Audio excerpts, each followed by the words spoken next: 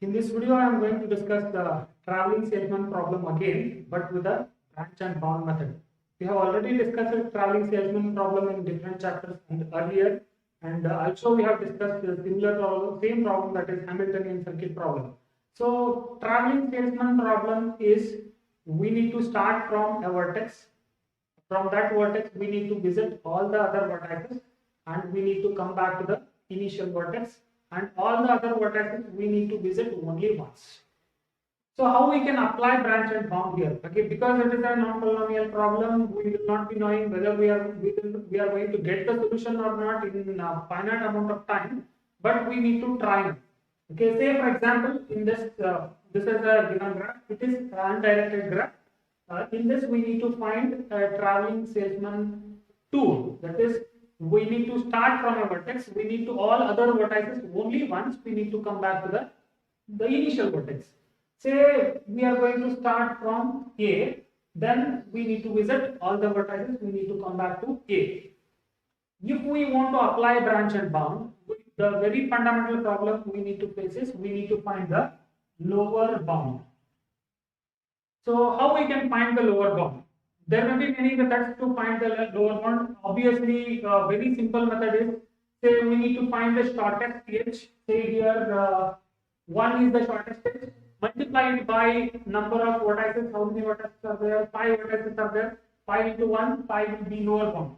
But this, if we find the lower bound in this way, then it will be not so informative. We should find a lower bound such that it should be more informative and it should be nearer to our optimal solution. It may not be optimal solution, but it should be nearer to the optimal solution.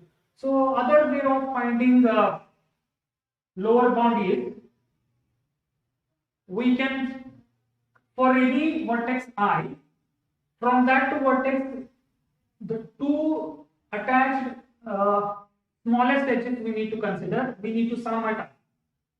Like that, we have to consider two edges for every vertex, sum it up, divide it by 2. Okay, then we will get a value that can be considered as a lower bound, and it is more informative and most corrective. So, say for example, this is how we are going to find lower bound in this problem. Okay, using branch and bound. Say for example here, say lower bound will be equal to, for A, what are the two low edges?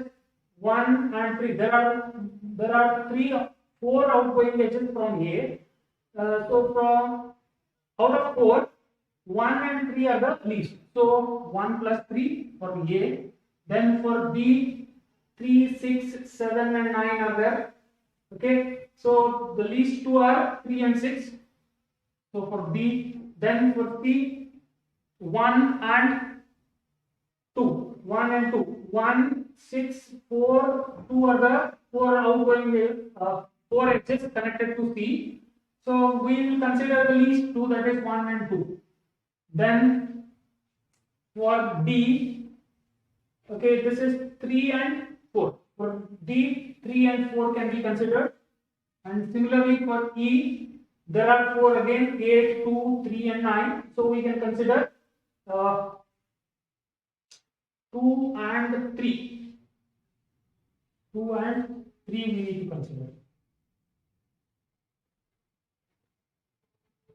So this will be 4 plus 9 plus 3 plus 7 plus 5.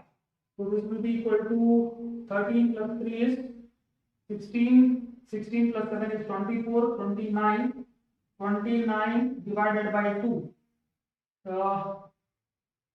Take it to the nearest number. So it is nearest integer. It is 14.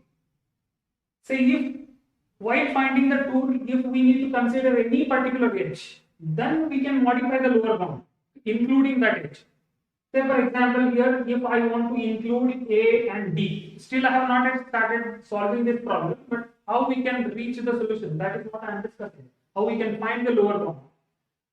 Say if I want to include A and D in the tool what we are considering, then all the edges, all the path which will start from A or D. So either we have to consider A to D and D to A. Say for example here, say for A, instead of this path, this edge, we need to consider this one and the next least, that is 5. 1 plus 5 for A, and B is 3 plus 6 again, 3 and 6 for C, 1 and 2, and for D. See that again earlier for D we had considered 4 and 3, 4 and 3. Instead of 3, we need to consider this edge. So it will be 5 plus 4. 5 plus 3. 5 plus 3 for D, and for E, say it is 2 plus 3. 2 plus 3. So this, if we sum it up and divide it by 2, and the nearest integer will be 16. This is how we can calculate the lower bound. This is how we can calculate the lower bound. So while constructing the, now we go for constructing the state space tree from which we assume that we are going to get the solution. And while constructing the state space tree, we will go in breadth first search way because it is branch and bound. Say for A, we have to find all the edges. Considering all the edges, we need to find the lower bound. Again, one of the promising edge, we need to go further. This is what we can consider.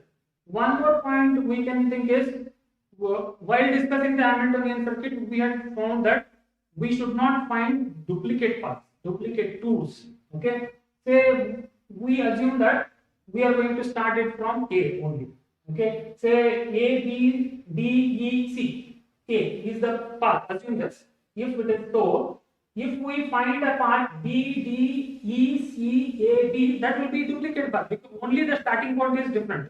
So no duplicate. Instead of finding multiple duplicate paths, we will start from A. And as this is the undirected graph, let us assume that always we consider D before C. Always we consider D before C. If we have these assumptions, we can start with the construction of state space tree. So we will start with constructing the state space tree for this graph, traveling salesman problem, how we can solve using branch and bound. So as we have already discussed that we have found the lower bound 14. How we have got the 14? It is by select for every vertex by selecting the two nearest vertices. That is 3 plus 1, 3 plus 1 for A. For B it is 3 plus 6. For C it is 1 plus 4, and for D it is 4 plus 3, and for E it is 2 plus 3. Add all these, and whatever we get divided by 2, we will get 14. 29 by 4, 2, that is 14 we get. So from this node we are going to start, where we have considered A as a starting point, and we need to return back to A. We need to visit 4 other vertices, and from the last vertex we need to return back to A. So from A, what are the possibilities? So from A we can go to B, we can go to C, we can go to D, and we can go to E. A to B, A to C, A to D, and A to E if it is possible, if we reach like this. Then if we consider A to B as one of the edge in the path what we are going to find, then the lower bound will be AB is considered. So it is, say, again the same path we get, same tour we get, so the lower bound will be 14 only. A to C we are not going to consider because at the beginning of the problem only we have concluded that B will be before C. So we cannot go to C without going to C, so we are not going to find it. Leave it. Then A to D, if we have the path in that A to D is an edge, then so we cannot consider A to B here. So A to C is 1 and A to D is 5. So 5 plus 1 for A, nearest vertices, and for B again it is 3 and 6. For C it is 1 and 2. For D it is 5 and 3. For D it is 5 and 3. For E it is 2 and 3. So if we sum it up divided by 2, we will get 16. So 16 is the lower bound.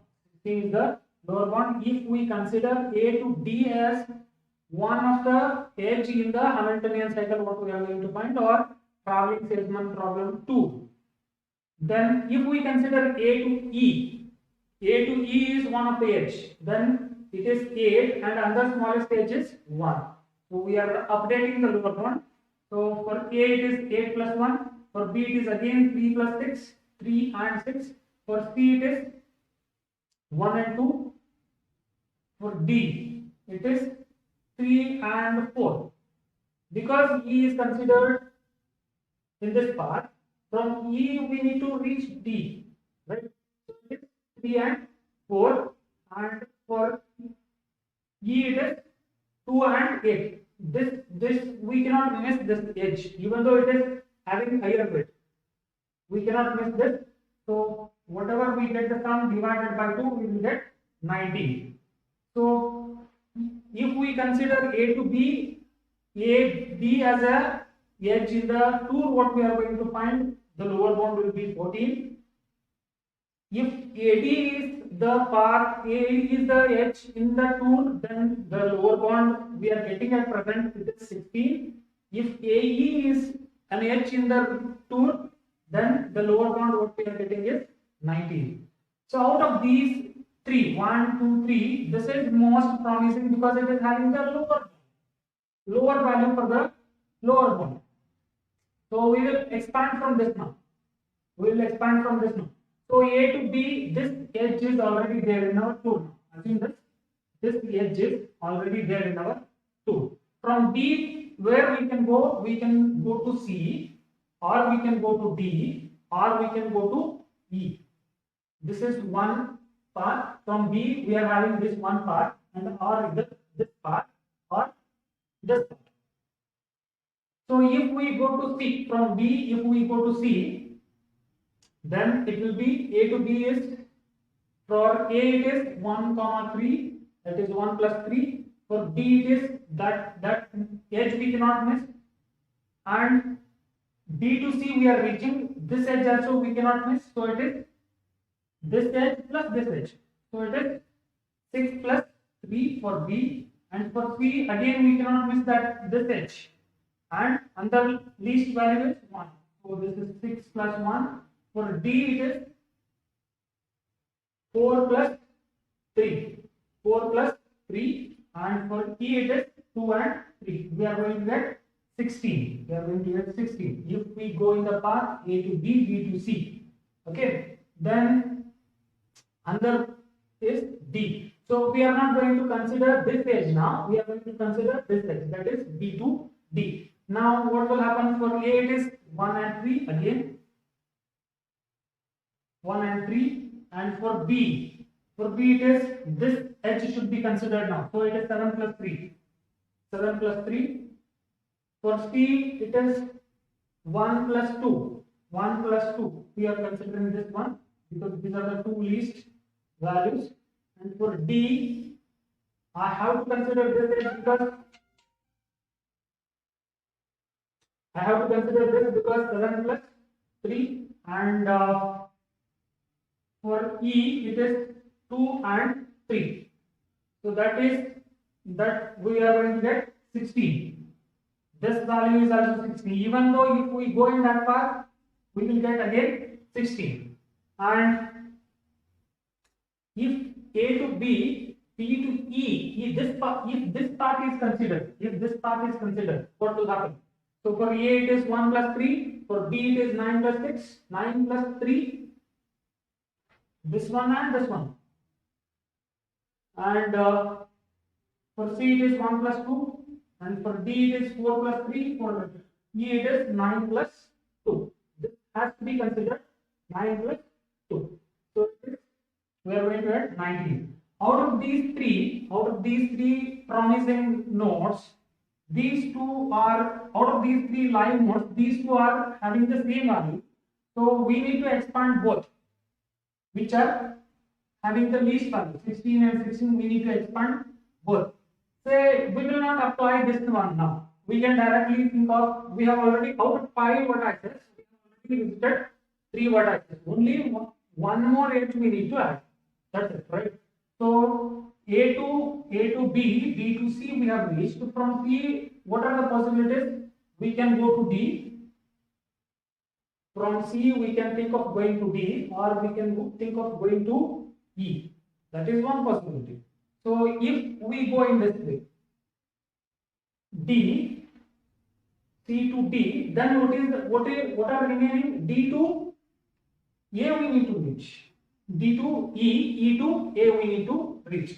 So A to B is 3, A to B is 3, B to C is 6,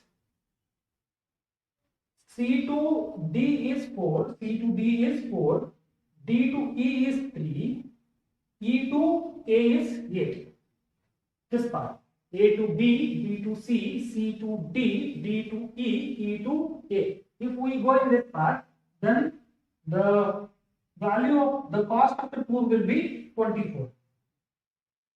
If from C, if we go to E, A to B, B to C, C to E, if we go, then the remaining vertex is D we need to reach.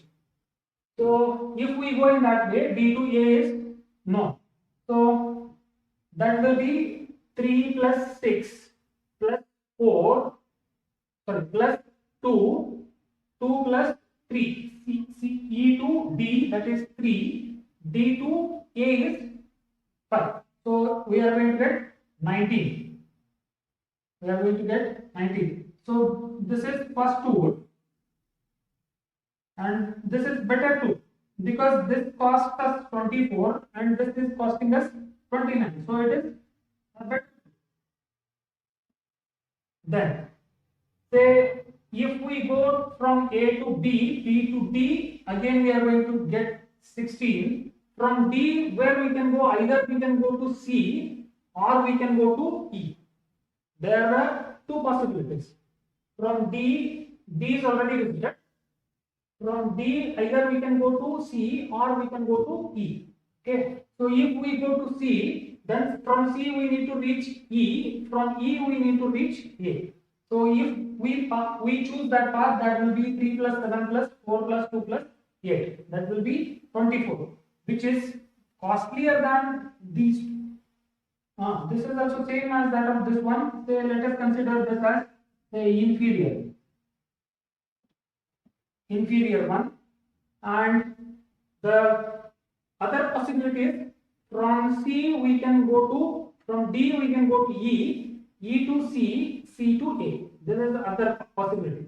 So if we go in that path, A to B is 3, B to D is 7, A to B, A to B, B to D, B to D, then D to E, that is 3, 7 plus 3 is 10, 10 plus 3 is 13, then E to C, that is 2, 13 plus 2 is 15, and back to A, that is 1. So if we choose this path, then it will be 16, and see that we have not got 16 earlier, and this is the optimal 2. This is the optimal 2. And the other remaining nodes we are having is this one node and this node, which are live still. And this, if we go in this path also, we are going to get the same value that we had predicted earlier. So we need not to go for this one, but still it may give the right answer. And this is inferior. This 19 is still greater than 16, so we will not. It is not necessary to go in this way. So either by developing the solution from this node, we may get the same solution, or from this we have got this solution. And this is again 19 is greater than 16. We will not go for this solution. So this is our optimal tool. This is the beauty of using branch and bound for very large instance of combinatorial problems, or like this of NP problems, where there will not be surety that we may arrive at the solution or not. In such cases, we can go for branch and bound, and there are high chances that we will get the solution. Okay, this is how we can solve this traveling salesman problem or Hamiltonian cycle problem using branch and bound.